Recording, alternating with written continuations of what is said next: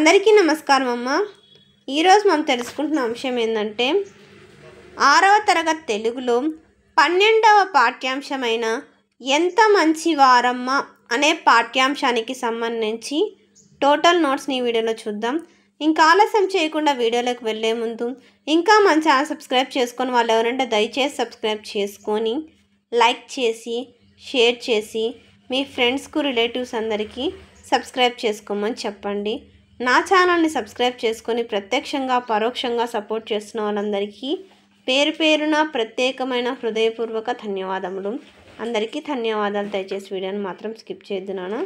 మొదటి ప్రశ్న, యానాది రూపాన్ని వర్ణించండి. యానాదులు ఎటువంటి రూపంలో ఉంటారో వర్ణించండి. తర్వాతి ప్రశ్న, యానాదులు నిరాడంబర భక్తులు అనే పదాన్ని సమర్థిస్తూ రాయండి.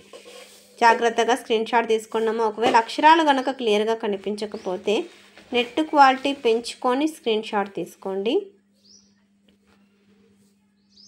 తర్వాతి ప్రశ్న, యానాదుల భూషణం ఏ విధంగా ఉంటుంది? జాగ్రత్తగా స్క్రీన్ షాట్ తీసుకున్నాము. అక్షరాలు కనుక క్లియర్గా కనిపించకపోతే నెట్ క్వాలిటీ పెంచుకొని స్క్రీన్ షాట్ తీసుకోండి.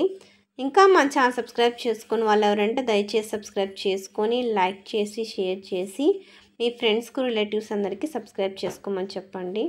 తర్వాతి ప్రశ్న, యానాదులను చూసి మనం ఎందుకు గర్వపడాలి? యానాదులు కష్టజీవులు, కష్టపడి బ్రతుకుతారు. వనమూలికలు కషాయాలు వైద్యం చేసుకుంటారు. చిరునవ్వు చిందిస్తారు. అల్ప సంతోషులు, నిబ్బరంగా జీవిస్తారు. బాహ్య ప్రపంచానికి నీతిని నేర్పగలరు కూడా. నేటి తరంలో యానాదులు సగౌరవంగా జీవిస్తారు. వారి అభివృద్ధి చేస్తున్నారు. విద్యావంతులయ్యారు. ఆంధ్రదేశాభివృద్ధిలో వారు భాగస్వాములయ్యారు. పరస్పర సహకారంతో జీవిస్తారు. మన తెలుగు వారి పట్ల అభిమానంగా అందరూ నా వాళ్ళే అనే భావంతో ఉంటారు. సంఘశక్తిని పెంచడంలో భాగస్వాములవుతారు. అత్యున్నత పదవులను పొందడంలో పౌరుషం, పట్టుదల, దీక్ష చూపించారు.